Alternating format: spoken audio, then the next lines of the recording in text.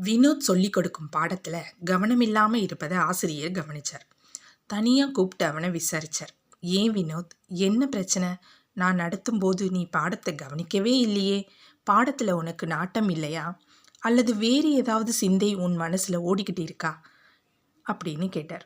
என் வாழ்க்கையில ஒரு அதிர்ச்சிகரமான விஷயம் நடந்தது.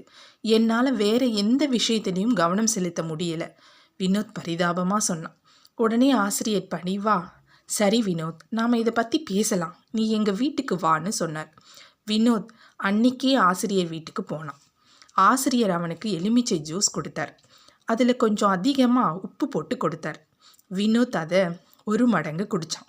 அவன் முகம் சுருங்கிடுச்சு.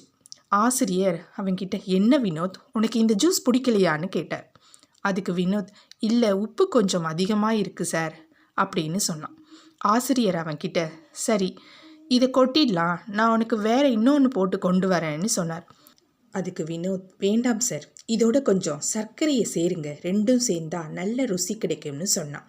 ஆசிரியர் அவனை பார்த்து சொன்னார், வாழ்க்கையும் இப்படித்தான் வினோத், கடந்த கால அதிர்ச்சிகரமான நிகழ்ச்சிகளையே நினச்சிக்கிட்டு இருந்தா வாழ்க்கை ருசிக்காது. எதிர்காலத்தில் நடக்க போகும் சந்தோஷமான அனுபவங்களை, நல்ல தருணங்களை அதோடு சேர்த்துப்பார், வாழ்க்கை ருசிக்கும்னு சொன்னார். நீங்களும் கடந்த காலத்தில் நடந்த சோக நிகழ்ச்சிகளையே மனசில் தேக்கி வச்சுட்டு இருக்கீங்களா?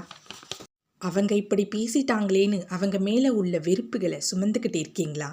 ஆண்டவர் சொல்கிறதை கேளுங்க. முன்தினவைகளை நினைக்க வேண்டாம், பூர்வமானவைகளை சிந்திக்க வேண்டாம். இதோ நான் புதிய காரியங்களை செய்கிறேன், இப்போதே அது தோன்றும், நீங்கள் அதை அறியீர்களா? நான் வனாந்தரத்திலே வழியையும் அவாந்தர வெளியிலே ஆறுகளையும் உண்டாக்குவேன். பழையவைகளை மறங்க, நம்பிக்கையோடு எதிர்காலத்தை எதிர்கொள்ளுங்க.